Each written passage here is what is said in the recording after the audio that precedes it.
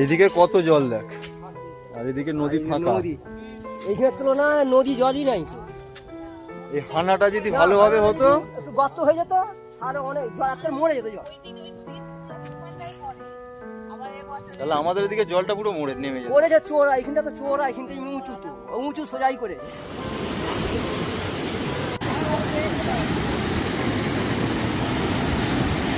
গণেশপুর নদী, যেখানে আমরা এখনো এক হাঁটু করে জলের মধ্যে রয়েছে, এখানে গণেশপুর নদী পুরো শুকনো, নদীতে জলই নেই বলা চলে। সেই জায়গায় আমরা বাড়ি থেকে এখনো বেরোতে পারছি না। এমন জায়গায় হানাটা দিল যে আমাদের ওখানে জল বেরোতেই পারছে না, নইলে সব জল বেরিয়ে আমরা এখন শুকনোর মধ্যে এসে যেত।